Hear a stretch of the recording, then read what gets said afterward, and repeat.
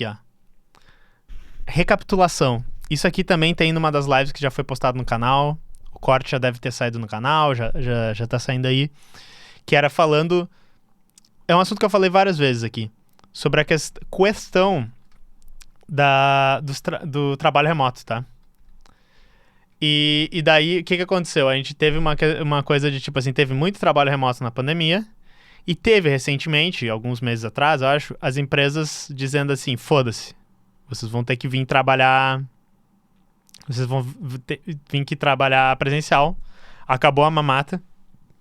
O Google começou a pressionar o pessoal a vir, trabalhar presencial e tal. E a gente ficou se perguntando, que é uma coisa, tipo assim, cara, qual é o benefício? Porque a princípio a produtividade não cai muito. A felicidade do trabalhador aumenta um monte. E pra empresa, e por isso que é uma coisa meio arrombada, porque a gente vive na porra do capitalismo, pra empresa, ela acaba tendo que ter menos infraestrutura, ela acaba tendo economia de vários benefícios e tal, que a pessoa não precisa ir lá, ela não precisa manter um ambiente, não sei o que, todas essas coisas. As pessoas ficam felizes e às vezes o trabalho remoto invade horas da tua vida que tu não queria, sabe? Claro, daí tem as coisas assim, tem pessoas que realmente vão trabalhar menos, vão ter 2 empregos ao mesmo tempo, vão fingir que estão trabalhando pra caralho e só fazer poucas horas por dia, tem tudo isso, que pro trabalhador é legal, né? Eu sou trabalhador. Mas daí a gente ficou assim, por que eles querem tanto essa volta? Porque parece ser um win-win, assim, todo mundo vence, né? Aí essa notícia que tem aqui, eles disseram, ó, uma pesquisa realizada com 1.000 empresas nos Estados Unidos mostra que esses líderes admitem que deveriam ter abordado o assunto de maneira mais ponderada e em conjunto com os funcionários. Agora, muitas organizações sentem-se mais fracas ao mudarem seus planos por causa da resistência dos funcionários. E... Então é basicamente o que a gente disse, assim. É meio estranho. Algumas conjecturas que a gente fez na época. Então lá no corte, vão estar aqui.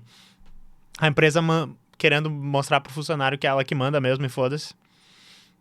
Algumas empresas querendo manter as suas sedes ativas, porque elas têm as sedes pagas já, ou às vezes as sedes elas são de grupos que querem que aquela área da cidade seja usada mesmo. Então a gente falou sobre todos esses tipos de motivos. Mas então só trouxe essa como um recap, que nem a notícia anterior do Kobo é um recap pra gente fazer um adendo às notícias que a gente já falou.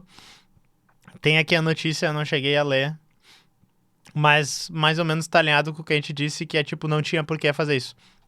E outra coisa, que mesmo que tenha tido os layoffs, que foi as empresas meio que dando um parate quieto nos trabalhadores, de tipo assim, tentando domar um pouco a força de trabalho, porque o mercado tá muito aquecido para os trabalhadores, o mercado de TI ainda tá muito aquecido nos Estados Unidos. Ele ficou absurdamente aquecido durante a pandemia, faltava profissionais, né, porque tudo foi para web. Teve umas demissões em massa agora no início do ano, mas a maioria das notícias que eu tenho visto é que tem muitas vagas ainda, tem uma procura muito grande por profissionais e não estão achando. Então as empresas tiveram que botar o pé no freio assim e dizer assim, tá, beleza, será que a gente quer mesmo que as pessoas se demitam porque só para eles virem aqui presencialmente, tirar eles de casa e tal, e se a produtividade não tá sofrendo, né? Então é basicamente isso. Tira o prazer do chefe praticar assédio moral nos funcionários, realmente. Isso é uma das outras teorias, que é tipo assim, tem toda uma casta de funcionários, se é que me permitem usar esse termo meio arrombado, tem toda uma casta de gerentes e tal, que são um pessoal que não quero dizer que eles são inúteis, mas tipo, um mau gerente pode ser uma pessoa que não faz porra nenhuma e só atazana quem trabalha mesmo. E esse tipo de gente fica total inútil quando tu não tem um funcionário lá presencial. Tipo, ele fica... O que eu vou fazer? Não tem ninguém pra eu cobrar produtividade, não tem ninguém pra eu ficar atazanando, não tem ninguém pra eu ficar fazendo perguntas idiotas, sabe? Ficar microgerenciando e tal. Então, empresas que têm os funcionários bem organizados e que o pessoal sabe as suas funções e que tem bons processos e tal, esses gerentes eu acho que eles se sentem meio intimidados por essa questão do não presencial. Porque fica bem claro que eles são bem inúteis. A tua empresa mandou mais gente pro home office, Rattlehead, que bom. Acho que no futuro agora tá se tornando, se tornar TI vai ser tipo ser médico. Não sei se entendi a comparação. Mas enfim, num corte passado sobre essa questão do trabalho remoto, eu falo uma coisa que me preocupa sobre o trabalho remoto, que tá mais explicado lá, mas eu vou repetir de novo, que eu acho que tem o problema do trabalho remoto talvez abrir a porta para uma certa uberização do setor de TI, que seria uma coisa assim, bem organizadinho e tecnológico o trabalho remoto. Pode-se ter aquela coisa de tipo assim, eu vou trabalhar para a empresa X, aí ela vai me pagar por 2 horas, eu vou logar no sistema dela, eu vou fazer os negócios assim, não sei o quê. Se eu fizer o meu objetivo, eu vou ganhar um dinheiro. Se eu não fizer, eu não vou ganhar, tá ligado? E ela vai ter sistemas de proctoring, monitoramento e tal, pra ver se eu tava na frente do computador trabalhando e tal. E eu posso fazer isso de qualquer lugar. E que é já como algumas plataformas tipo Mechanical Turk, Fiverr, essas outras coisas que tu paga por pequenos blocos de trabalho. Eu tenho medo que o trabalho remoto totalmente institucionalizado possa criar essa arrombação do mercado de TI, essa precarização absurda, e de outros mercados também, né, porque o Mechanical Turk já fez isso com outros mercados, que seria uma questão de, tipo assim, tu não trabalha pra uma pessoa, tu trabalha tipo um Uber, que eles só vão te meter algumas coisas pra tu fazer por horas, assim. Talvez isso não chegue tão cedo, mas eu tenho medo que isso possa acontecer. Faz sentido pra vocês, povo? Total, TI tem um potencial gigante pra ser uberizado, fui freela uns anos atrás e foi bem ruim. Agora eu tô CLT prestando concurso. Pode crer, eu tenho bastante receio que, tipo, todo profissional de TI, tipo, trabalhe nesse modelo de freela, que é muito arrombado. Essa uberização.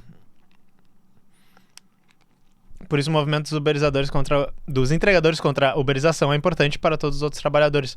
Eu acho isso também. Inclusive tem um Reel e um TikTok que eu vou cortar exatamente sobre isso, que eu acho que faz sentido os profissionais de TI, quando pensarem na sua sindicalização, pensarem nos setores adjacentes à TI que são precarizados junto. Então, os entregadores, por exemplo, um sindicato de pessoas de TI que cooperasse de alguma maneira, junto com o sindicato de entregadores, pessoas que são precarizadas por causa da tecnologia, ia ser muito mais poderoso. Ia ser muito foda. Como isso vai se parecer, é o que eu falo no corte, sei lá. Mas eu acho que faz muito sentido prestar atenção nisso. Eu vou trazer mais uma que deveria ter entrado nas notícias engraçadas, talvez. Mas que eu até trouxe uma piadinha aqui. Então, saca só. Essa aqui também do Felipe Deschamps, saca só. Versão oficial do Linux, oficial entre aspas, poderia popularizar o uso do sistema operacional. Jack Wallen, editor da ZDNet, argumenta que essa versão, mantida e controlada por um coletivo de desenvolvedores e corporações como Intel e AMD, criaria um padrão com o potencial de levar a uma maior disponibilidade de produtos para o ecossistema. A sugestão seria baseá-la no Debian e suportar tanto Snap quanto Flatpak. Isso aqui, para quem segue só querendo... eu gosto um pouquinho de tecnologia, vou ouvir essa live do Zavak aqui. Aqui eu meti um fala português alienígena, né? Mas basicamente, a minha resposta de pessoa que curte Linux e essas coisas, pra isso é isso aqui, ó. Isso aqui é um documentário do que vai acontecer. Como padrões se proliferam. Vou traduzir aqui, ó. Carregadores, encoding de caracteres, coisas de mensagens. Situação. Existem 14 padrões que estão competindo. 14? Ridículos. Nós precisamos fazer um padrão universal que vai pegar os casos de uso de todo mundo. Isso aí! Logo, situação. Existem 15 padrões competindo. E tipo, se isso fosse qualquer outra coisa de tecnologia, eu diria, não, pode dar certo, talvez. Se tu tá falando de Linux, é exatamente isso que vai acontecer.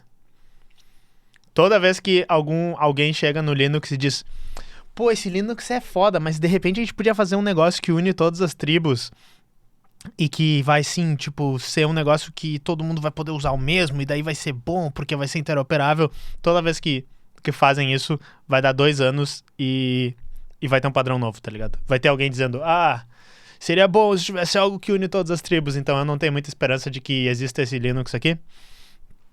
O Ubuntu já chegou muito perto de ser isso, né? O Debian, se vocês pensarem como a base, faz bastante sentido para ser isso. E eu tive bastante esperança na época que teve o videogame da Steam, né? Ele ainda tem como é que chama? Steam Machine, né? Esse é um computador com Linux. Eu achei que, dependendo,